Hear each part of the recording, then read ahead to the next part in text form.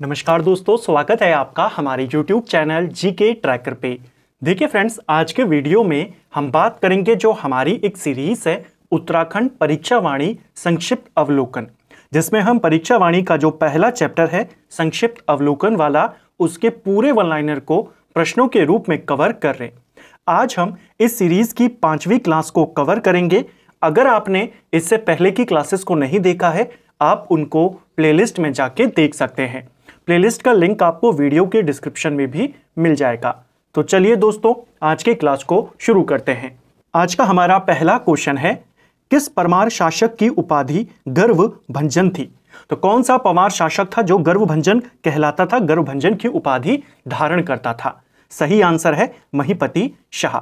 इसी के साथ एक और उपाधि है जिसे कहते हैं गर्वभंजक, और इस उपाधि को कौन धारण करता था? इसे माधो सिंह भंडारी को कहा जाता था।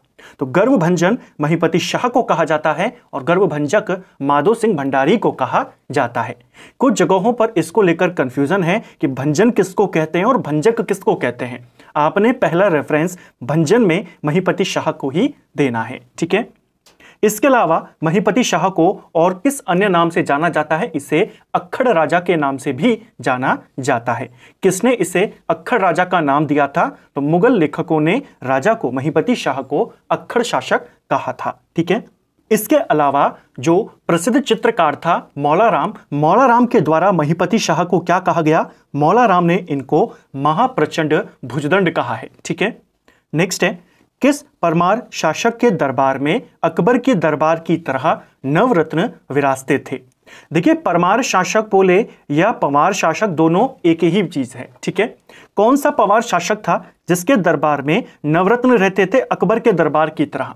यह रहता था फतेहपति शाह के दरबार में। यह आपका सही आंसर होगा। इन नवरत्नों के नाम क्या क्या थे? बहुत कम चांस से पूछेगा, लेकिन नोट यहां पर कर लीजिए। शशिधर डंगवाल थे, हरिदत्त नौटियाल थे, हरिदत्त थपलियाल थे। इसके अलावा सहदेव चंदोला, खेतराम धस्माना, सुरेशानंद बर्थवाल, रुद्रीदत्त कमोठी, बासवानंद बहुगुणा और अंत में कीर्तिराम कैंथोला। ये 9 रत्न थे फतेहपति शाह के शासन काल में। फतेहपति शाह के काल को गढ़वाल का स्वर्ण काल कहा जाता है अगर हम परमार शासकों में बात करें। जैसे चंद वंश में स्वर्ण काल किसके काल को कहते हैं? जगत चंद के काल को कहते हैं। उसी प्रकार गढ़वाल में स्वर्ण काल, परमार वंश में फतेह शाह के काल को कहते हैं, ठीक है। नेक्स्ट है हमारा, गढ़वाल के परमार शासकों की राजधानियां थी। तो गढ़वाल के जो परमार शासक थे, इनकी जो शुरुआती राजधानी थी, सबसे पहले राजधानी वो चांदपुरगढ़ थी। चांदपुरगढ़ में राजधानी कौन बनाता है? कनकपाल बनाता है, जो इस वंश का संस्थापक था। चांदपुरगढ़ के लिए थोड़े से समय के लिए राजधानी भिलंग घाटी में जाती है, और भिलंग घाटी को परमार वंश की राजधानी कौन बनाता है? इस वंश का 24वां शासक, जिसका नाम है सोनपाल। सोनपाल राजधानी कहां लेकर गया था? भिलंग घाटी में लेकर गया था। जो सोनपाल है, इसे अजयपाल का पूर्ववर्ती शासक कहा जाता है। क्वेश्चन पूछा जाएगा, अजयपाल का पूर्ववर्ती शासक किसको कहते हैं? इसी सोनपाल को, जिसने राजधानी भिलंग घाटी को बनाया था कुछ समय के लिए। अजयपाल का पूर्ववर्ती इसलिए कहते हैं क्योंकि सोनपाल ने खसों को पराजित किया था, और बाद में अजयपाल आएगा, वो भी खसों को पराजित करता है, ठीक है। भिलंग घाटी से राजधानी वापस चांदपुरगढ़ बनी थी, और यह बनी थी इस वंश का जो 33वां शासक था, जिसका नाम था आसल देव। यह राजधानी वापस चांदपुरगढ़ में लेकर आया।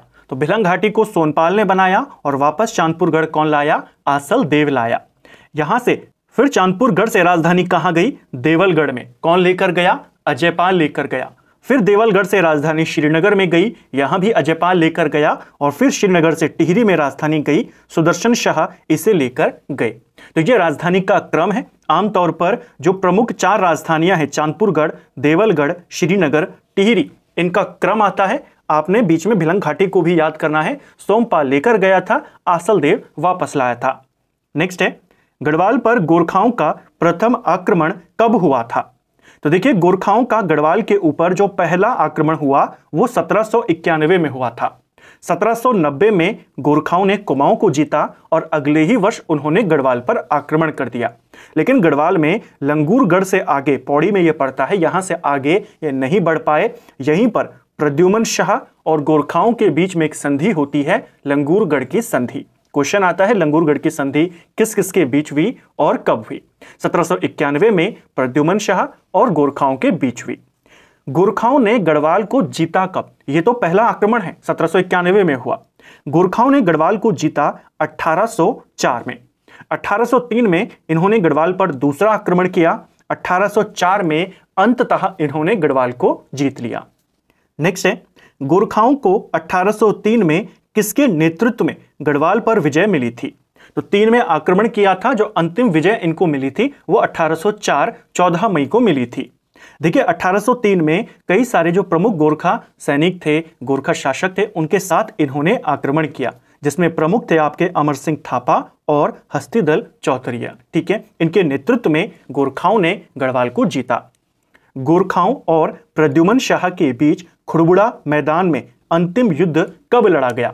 जो कैपिटल थी, राजधानी थी पवारों की श्रीनगर, वो तो पहले ही गोरखाओं के अधिकार में जा चुकी थी। प्रद्युमन शाह एक बार दोबारा से प्रयास करते हैं, सेना को संगठित करते हैं और एक अंतिम लड़ाई लड़ते हैं 14 मई 1804 को। यह लड़ाई देहरादून के खुड़बुड़ा मैदान में होती है। क्वेश्चन पूछा जाता है खुड़बुड़ा का युद्ध कब हुआ था? खुड़बुड़ा का मैदान कहां स्थित है? तो आपको दोनों याद करना है, 1804 में लड़ाई हुई और यह देहरादून में है। इसी मैदान में, इसी युद्ध में प्रद्युमन शाह वीर गति को प्राप्त हो जाते हैं और पूरे उत्तराखंड पे यानी पूरे गढ़वाल पर गोरखाओं का शासन हो जाता है। कुमाऊं तो वो 1790 में ही जीत चुके थे। ठीक है, कुमाऊं पर गोरखाओं का अत्याचार पूर्ण शासन, जिसे गोरख्याली कहा जाता है, कितने वर्षों तक रहा? तो कुमाऊं को इन्होंने जीता था 1790 में और 1790 से लेकर 1815 तक ये कुमाऊं में शासन करते रहे। तो कितने साल इन्होंने शासन किया है? लगभग 25 साल कुमाऊं में शासन किया। गढ़वाल इन्होंने जीता 1803-4 में, 1804 ही माना जाता है। और कब तक शासन करते रहे? 1815 तक। तो लगभग 10.5 साल इन्होंने गढ़वाल पर शासन किया। तो कुमाऊं पर 25 साल, गढ़वाल में 10.5 साल। ठीक है, नेपाल नरेश के प्रतिनिधि के रूप में जो गढ़वाल कुमाऊं में शासन करता था उसे क्या कहते थे? तो गोरखाओं ने यहां पर अपना जो उनके नेपाल में राजा होते थे उनके प्रतिनिधि को यहां का शासन सौंपा और उसे कहा जाता था सुब्बा या सूबेदार। प्रश्न पूछा जाता है राज्य में पहला गोरखा सुब्बा कौन था? कुमाऊं का पहला गोरखा सुब्बा, 1790 में इन्होंने कुमाऊं जीता था। पहला गोरखा सुब्बा था जोगा मल। इसका नाम याद करना है क्योंकि पूछा गया था कुमाऊं के अंदर पहला भूमि बंदोबस्त गोरखाओं में किसने किया? जोगा मल ने किया। अंतिम गोरखा सुब्बा कौन था कुमाऊं का? यह भी पूछा जाता है। अंतिम गोरखा सुब्बा आपका बमशाह चौतरिया था। ठीक है, गोरखा शासन के दौरान पुंगाड़ी क्या था? तो पुंगाड़ी या पुंगड़ी यह एक टैक्स था जो जमीन पर लगता था, भूमि पर लगता था। तो किस प्रकार का टैक्स हो जाएगा? भूमि कर हो जाएगा। पुंगड़ियों पर लगता था, खेतों पर लगता था, भूमि पर लगता था। ठीक है, इसका सही आंसर है भूमि कर। कुछ और इंपॉर्टेंट टैक्स हैं, एक और पॉइंट इसको लेकर याद कर लीजिए। पुंगाड़ी कर को लेकर के काफी ज्यादा इससे कलेक्शन होता था। सैनिकों का वेतन गोरखा काल में इसी टैक्स में से दिया जाता था। ठीक है, इसके अलावा क्वेश्चन बनता है शिल्प कर्मियों से, जागरिया ब्राह्मणों से कौन सा टैक्स लिया जाता था? तब आपने याद करना है मिझारी कर। ये शिल्प कर्मियों से लिया जाता था। कपड़ा कर एक और था वहां पर गोरखा काल में। कपड़ा कर जो बुनकर होते थे उनसे लिया जाता था, भूटिया बुनकर, इनसे लिया जाता था। बुनकरों से लिया जाने वाला कर था एक टान कर, या जिसे टांड कर भी लिखा है, यह एक कपड़ा कर था और बुनकरों से लिया जाता था। ठीक है, कुछ लोग जो गांव से चले जाते थे, अपनी जमीनों को छोड़कर चले जाते थे, उनसे भी वसूली करी जाती थी और उनसे टैक्स लिया जाता था रहता कर। ठीक है, जो पहाड़ी पशुचारक होते थे गोरखा काल में, उनसे भी एक टैक्स लिया जाता था, उसे कहा जाता था दोनिया कर। तो दोनिया कर पहाड़ी पशुचारकों से लिया जाता था। गोरखा शासन काल में ब्राह्मणों पर लगने वाला कर कौन सा था? तो गोरखाओं ने 1797 में ब्राह्मणों पर भी एक नया टैक्स लगाया और इसे कहा जाता था कुशाही कर। तो कुशाही कर किसने लगवाया? गोरखाओं ने लगवाया। बमशाह के द्वारा इसे लगाया गया था 1797 में। और किस पर लगाया गया था? ब्राह्मणों के ऊपर। ठीक है, गोरखाओं को पराजित करने के लिए किस गढ़वाल नरेश ने अंग्रेजों से मदद मांगी थी? तो गोरखाओं को हराने के लिए, गढ़वाल से बाहर करने के लिए किस राजा ने अंग्रेजों से मदद मांगी? ये थे सुदर्शन शाह। प्रद्युमन शाह के पुत्र थे। प्रद्युमन शाह के मरने के बाद ये प्रयास कर रहे थे लगातार गढ़वाल को गोरखाओं से आजाद कराने का, और अंततः ये अंग्रेजों से मदद मांगते हैं। उस समय गवर्नर जनरल कौन था भारत का? लॉर्ड हेस्टिंग उस समय गवर्नर जनरल था, जिसे लॉर्ड मोइरा भी कहा जाता है। ठीक है, नेक्स्ट है, अंग्रेजों ने सुदर्शन शाह से गढ़वाल का कितना भाग धोखे से हड़प लिया था? देखिए, सुदर्शन शाह ने जब अंग्रेजों से मदद मांगी और अंग्रेज मदद को तैयार हो गए, लेकिन उन्होंने मदद देने के बदले जो उनका नुकसान होगा युद्ध में, उसके पैसे की मांग यहां पर करी। युद्ध के बाद जब उन्होंने गढ़वाल को जीत लिया, अंग्रेजों ने जीत लिया, सुदर्शन शाह से एक रकम मांगी गई जो अंग्रेजों का नुकसान हुआ, जो अंग्रेजों को भरपाई करनी थी सुदर्शन शाह ने। सुदर्शन शाह वो रकम देने में असमर्थ थे और उसके बदले में अंग्रेजों ने उनका आधा भाग, जो पूर्वी आधा भाग था, अलकनंदा नदी का जो पूर्वी भूभाग था, उसको अपने कब्जे में ले लिया, और जो पश्चिमी भूभाग था अलकनंदा का, उसे सुदर्शन शाह को दे दिया, जहां पर सुदर्शन शाह ने टिहरी रियासत की स्थापना करी। और जो आधा क्षेत्र अंग्रेजों ने अपने कब्जे में रखा, उसे कुमाऊं कमिश्नरी के तौर पर स्थापित किया और वहां पर कमिश्नरी शासन शुरू किया। नेपाल सरकार द्वारा संगौली की संधि कब स्वीकार करी गई? तो काफी महत्वपूर्ण संधि है। यह क्वेश्चन न केवल उत्तराखंड में बल्कि जीएस में भी पूछा जाता है कि संगौली की संधि किस किस के बीच में होती है। तो संगौली की संधि अंग्रेजों और गोरखाओं के बीच में होती है। मुख्य जो संधि हुई थी आपकी, वो 2 दिसंबर 1815 को होती है, लेकिन गोरखा जो थे वो इसको मानने को तैयार नहीं थे। उसके बाद अंग्रेजों ने चढ़ाई करी, काठमांडू तक अंग्रेजों की सेना गई फरवरी 1816 में, और फिर तुरंत गोरखा इस संधि को मानने को तैयार हुए। गोरखाओं ने इसे 4 मार्च 1816 को स्वीकार किया। इसको याद करेंगे, ठीक है। वर्तमान में जो संगौली नामक जगह है, ये कहां पड़ती है? बिहार में पड़ती है। ये क्वेश्चन भी आया था। सुदर्शन शाह ने अपनी राजधानी श्रीनगर से हटाकर कहां पर स्थापित करी? तो सुदर्शन शाह ने अपनी राजधानी, क्योंकि श्रीनगर तो अब अंग्रेजों के अधिकार में चला गया, इन्होंने अपनी राजधानी श्रीनगर को बनाया। श्रीनगर को इन्होंने राजधानी 28 दिसंबर 1815 को बनाया था। इसको आपने डेट सहित याद करना है, ठीक है। क्वेश्चन आता है टिहरी रियासत की स्थापना कब हुई? तो ये इसकी एग्जैक्ट डेट है। राजधानी बनने से पहले या टिहरी रियासत बनने से पहले यह क्षेत्र मछुआरों की बस्ती के रूप में प्रसिद्ध था। धुनारों की बस्ती इसे कहा जाता था, ठीक है। नेक्स्ट है, टिहरी रियासत को पीढ़ी दर पीढ़ी बनाए रखने के लिए अंग्रेजों और सुदर्शन शाह के मध्य कब संधि होती है? देखिए, सुदर्शन शाह ने शासन शुरू कर दिया। अब सुदर्शन शाह के बाद उनके वंशजों का अधिकार टिहरी पर होगा। इसको लेकर अंग्रेज कब तैयार हुए, या अंग्रेजों ने सुदर्शन शाह को इसका अधिकार पत्र कब दिया? ये दिया 4 मार्च 1820 को। सिंपल सी भाषा में इस तारीख को अंग्रेजों ने स्वीकार किया कि टिहरी पर सुदर्शन शाह का अधिकार है और उनके बाद उनके वंशजों का अधिकार है, ठीक है। यह कब होती है संधि? 4 मार्च 1820 को। टिहरी में पुराना दरबार नामक राजप्रसाद का निर्माण किसने कराया था? तो टिहरी में 2 प्रमुख महल थे इनके, एक को कहा गया पुराना दरबार और एक को कहा गया नया दरबार। पुराना दरबार जो था इसे सुदर्शन शाह ने बनवाया था और नया दरबार नाम से बनाया था कीर्ति शाह ने। दोनों के नाम याद करेंगे। नेक्स्ट है, सुदर्शन शाह द्वारा रचित ग्रंथ सभासार के कितने भाग हैं? तो सुदर्शन शाह ने एक रचना करी है, काफी प्रसिद्ध रचना है सभासार, और इस रचना को इन्होंने सूरत कवि के नाम से किया है। क्वेश्चन आता है किस नाम से लिखा है? सूरत कवि।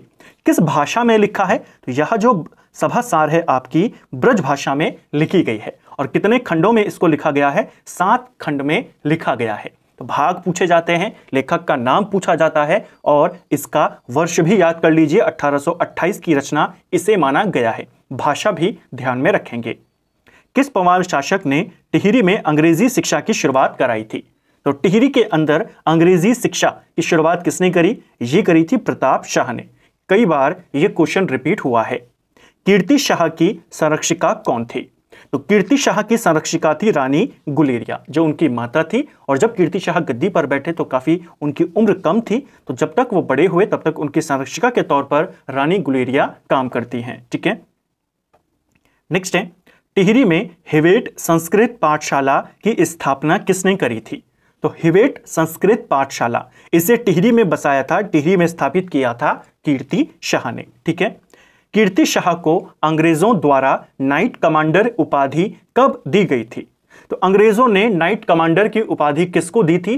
कीर्ति शाह को दी थी। और कब दी थी? 1901 में दी थी। ठीक है, 1898 में इन्होंने कीर्ति शाह को कंपेनियन ऑफ इंडिया इसकी उपाधि भी दी, इसको भी आपने याद करना है। नरेंद्र शाह ने राज्य मुख्यालय को टिहरी से नरेंद्र नगर कब स्थानांतरित किया? देखिए, नरेंद्र नगर की स्थापना ये 1921 में करते हैं और नरेंद्र नगर को राजधानी 1925 में बनाया जाता है। रवाई कांड जो 30 मई 1930 को हुआ, सदैव सुमन का बलिदान जो 25 जुलाई 1944 को हुआ, घटनाएं किसके समय में होती हैं? दो प्रमुख घटनाएं हैं टिहरी रियासत की, एक आपका रवाई कांड और सदैव सुमन का बलिदान। ये दोनों घटनाएं नरेंद्र शाह के काल में होती हैं। हालांकि इन दोनों ही घटनाओं के समय में नरेंद्र शाह टिहरी में उपस्थित नहीं थे। जब रवाई कांड हुआ तो कहा जाता है उस समय ये यूरोप यात्रा पे थे और जब सदैव सुमन बलिदान हुए उस समय ये बॉम्बे की यात्रा पर थे। ठीक है, नेक्स्ट है टिहरी रियासत का विलय भारत में कब किया गया? तो टिहरी रियासत का भारत में विलय हुआ 1 अगस्त 1949 को। उस समय टिहरी रियासत के राजा कौन थे? राजा मानवेंद्र शाह, जो टिहरी के और पमार वंश के अंतिम राजा थे। ठीक है, अंग्रेजों ने प्रथम कुमाऊं कमिश्नर किसे नियुक्त किया था? जैसा मैंने कहा कि आधा भाग तो राजा को दे दिया, राजा ने टिहरी रियासत स्थापित कर दी सुदर्शन शाह ने, आधे भाग को इन्होंने कमिश्नरी क्षेत्र बना दिया और यहां का पहला कमिश्नर नियुक्त किया कर्नल गार्डनर। ई गार्डनर इसको लिखा जाता है। ठीक है, काफी कम समय के लिए रहा यहां पर कमिश्नर के पद पर, लगभग 9 महीने ये रहा और उसके बाद इसे नेपाल दरबार में राजनीतिक एजेंट के रूप में नियुक्त कर दिया गया था अंग्रेजों की तरफ से। ठीक है, कुमाऊं के कमिश्नर को टिहरी रियासत में अंग्रेजों का राजनीतिक प्रतिनिधि कब बनाया गया? देखिए, इससे पहले इसको कब बनाया गया इसको देखें तो दिसंबर 1842 में। इससे पहले कुमाऊं कमिश्नर दूसरा व्यक्ति होगा और अंग्रेजों का जो प्रतिनिधि होगा, जो उनका एजेंट होगा वहां पर, वो दूसरा व्यक्ति होगा। 1842 में अंग्रेजों ने यह व्यवस्था कर दी कि जो कमिश्नर है वही हमारा ब्रिटिश एजेंट होगा राजनीतिक। तो कब हुआ? 1842 में। 1815 में अल्मोड़ा से श्रीनगर के मध्य डाक सेवा की शुरुआत किसने करी? यह क्वेश्चन पेपर में आया था कि राज्य में सबसे पहले डाक सेवा किस किस के बीच शुरू करी गई? अल्मोड़ा और श्रीनगर। कुमाऊं में चंद्रवंश का शासन था, गढ़वाल में पमार वंश का। चंद्रवंश की राजधानी अल्मोड़ा, पमार वंश की राजधानी श्रीनगर और इन्हीं दोनों के बीच में सबसे पहले डाक सेवा की शुरुआत हुई। यह शुरुआत 1815 में गार्डनर के काल में हुई थी। और पूरे उत्तराखंड में डाक व्यवस्था को किसने शुरू किया, डाक सेवा को किसने शुरू किया, तब आप विलियम ट्रेल का नाम बताएंगे। ठीक है, कमिश्नर ट्रेल द्वारा किस वर्ष पटवारी का पद सृजित किया गया था?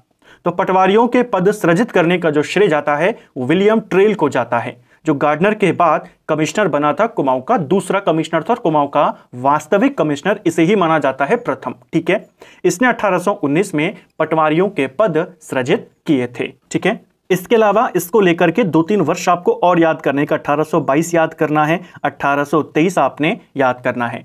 1822 में इसने कुमाऊं के अंदर, कुमाऊं कमिश्नरी में आबकारी विभाग की स्थापना करी और 1823 के अंदर इसने पंचशाला बंदोबस्त किया, जिसे 80 साला बंदोबस्त भी कहा जाता है। इन दोनों को आपने याद करना है।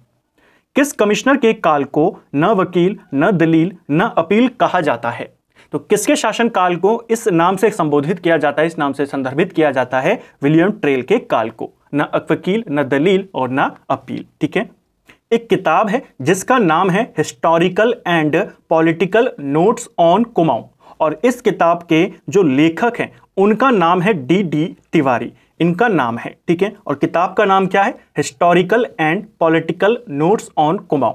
इस किताब में विलियम ट्रेल को जालिम कमिश्नर कहा गया है। क्वेश्चन आएगा किस कमिश्नर को जालिम कमिश्नर कहा गया है? William trail.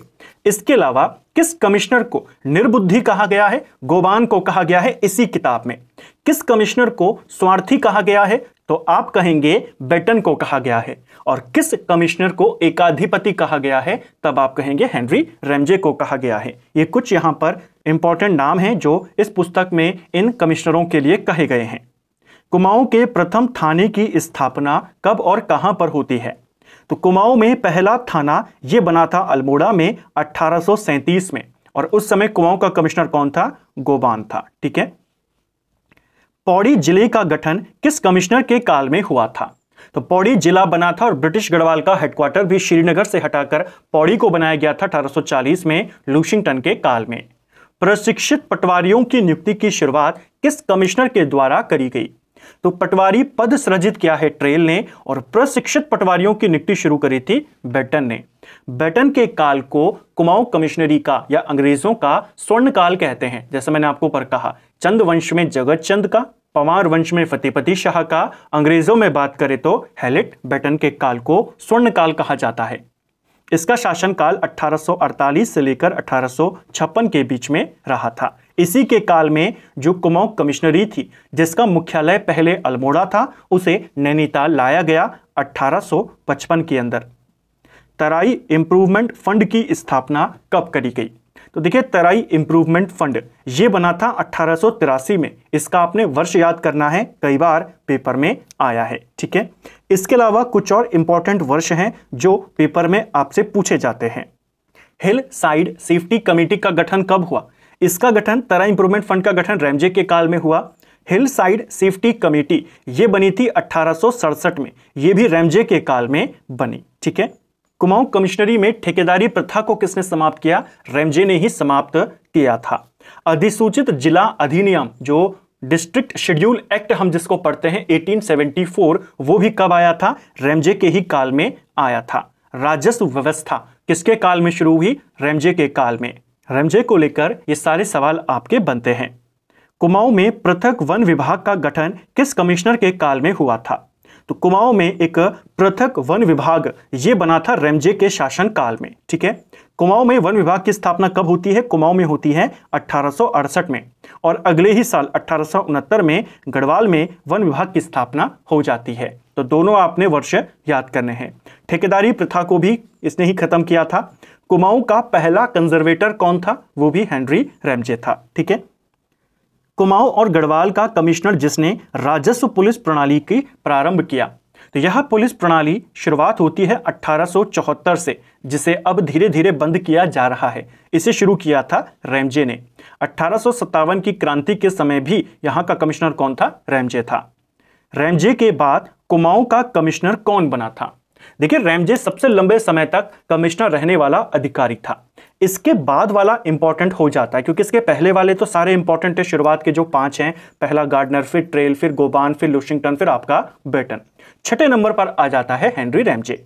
इसके बाद कौन बना? तुरंत बाद ये बना था फिशर। इसका नाम आपने याद करना है। फिशर ही वो व्यक्ति था जो रैमजे के बाद उसकी गद्दी पर आया 1884 से 85 तक के लिए। किस कमिश्नर के समय में कुमाऊं कमिश्नरी में हथियारों को लाइसेंस नीति लागू करी गई?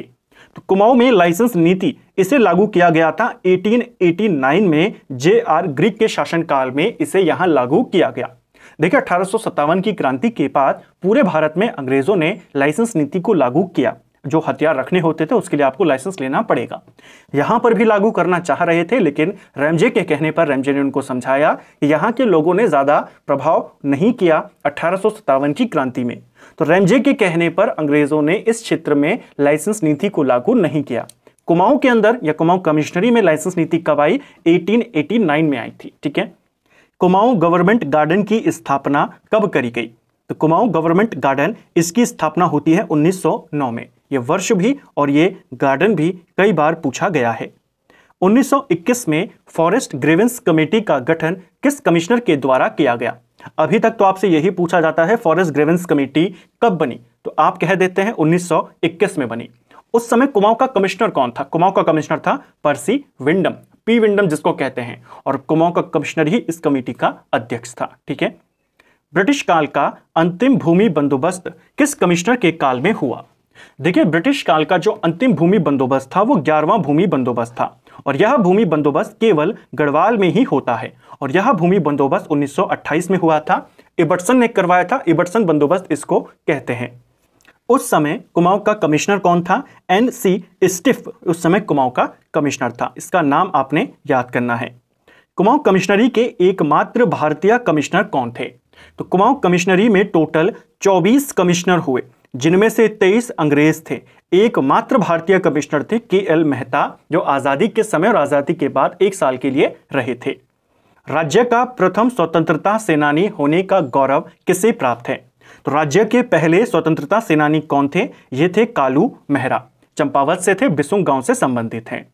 1857 की क्रांति के दौरान किसने क्रांतिवीर नामक गुप्त संगठन बनाया था? तो एक गुप्त संगठन बनाया गया था जिसका नाम था क्रांतिवीर। इसकी स्थापना 1857 की क्रांति के दौरान कालू मेहरा के द्वारा ही करी जाती है। अल्मोड़ा में राजनीतिक संचेतना बढ़ाने के लिए डिबेटिंग क्लब की स्थापना कब करी गई? तो अल्मोड़ा में डिबेटिंग क्लब की स्थापना 1870 में होती है। इसका संरक्षक किसको बनाया जाता है? चंद्रवंश के ही एक राजा थे, पूर्व राजा, जिनका नाम था भीम सिंह। इनको बनाया जाता है डिबेटिंग क्लब का संरक्षक। और इसी डिबेटिंग क्लब के द्वारा अगले ही साल 1871 में एक अखबार निकाला जाता है, अल्मोड़ा अखबार। क्वेश्चन आता है, राज्य की भाषा कुमाऊनी में पहला अखबार अल्मोड़ा अखबार कब शुरू हुआ? तो ये हुआ 1871 में। डिबेटिंग क्लब के द्वारा ही इसे निकाला गया। इसके जो पहले संपादक थे वो थे बुद्धि बल्लभ पंत, उनका नाम भी याद करेंगे। डिबेटिंग क्लब को अखबार निकालने का सुझाव किसने दिया था? ये दिया था विलियम मूर ने। ठीक है। कांग्रेस के कलकत्ता अधिवेशन में भाग लेने वाले उत्तराखंडी कौन थे? तो कांग्रेस का जो दूसरा अधिवेशन था, कलकत्ता अधिवेशन, 1886 में हुआ। इसमें राज्य से ज्वाला दत्त जोशी ने भाग लिया था। अल्मोड़ा में 1903 में हैप्पी क्लब की स्थापना किसने करी थी? तो हैप्पी क्लब की स्थापना 1903 में अल्मोड़ा में होती है। गोविंद बल्लभ पंत ने इसकी स्थापना करी थी। राज्य में वन नीति के विरोध में व्यापक जन आंदोलन कब चले थे? तो वनों को लेकर के लगातार उत्तराखंड में आंदोलन होते रहते थे, लेकिन जो बड़े स्तर पर आंदोलन चले वो 1911 से लेकर 1917 के बीच में चले। अल्मोड़ा कांग्रेस की स्थापना कब करी गई? तो अल्मोड़ा कांग्रेस, जिसे कुमाऊं कांग्रेस भी कहा जाता है, इसके अलावा उत्तराखंड में कांग्रेस की स्थापना पूछ ले या अल्मोड़ा कांग्रेस पूछ ले, सारे एक ही प्रश्न है। 1912 में इसकी स्थापना होती है। नेक्स्ट है, राज्य में होम रूल लीग आंदोलन कब चलाया गया था? तो होम रूल लीग की शुरुआत राज्य में कब होती है? भारत में तो 1916 में होती है, लेकिन राज्य में इसे 1914 ही माना जाता है और इसी को आयोग भी कई बार उत्तर मान चुका है। तो आपने 1914 ही याद करनी है। किसके द्वारा होम रूल लीग बनाई गई थी राज्य के अंदर? इनके नाम पूछे जाते हैं। प्रमुख तो बद्रीदत्त पांडे थे, उनके अलावा विक्टर मोहन जोशी थे, चिरंजी लाल थे और हेमचंद्र थे। ठीक है, इनको आपने याद करना है। तो फ्रेंड्स, ये तो हमारा आज का वीडियो, जिसमें हमने उत्तराखंड के संक्षिप्त अवलोकन के 50 और क्वेश्चंस को डिटेल के साथ यहाँ पर कवर किया। उम्मीद करता हूँ आपको आज का वीडियो पसंद आया होगा। अगर आपको ये वीडियो पसंद आई है तो वीडियो को लाइक करें, चैनल पर नए हैं तो सब्सक्राइब करें, अपने दोस्तों के साथ शेयर करें। वीडियो आपको कैसा लगा कमेंट बॉक्स में हमें ज़रूर बताएं। Thank you friends.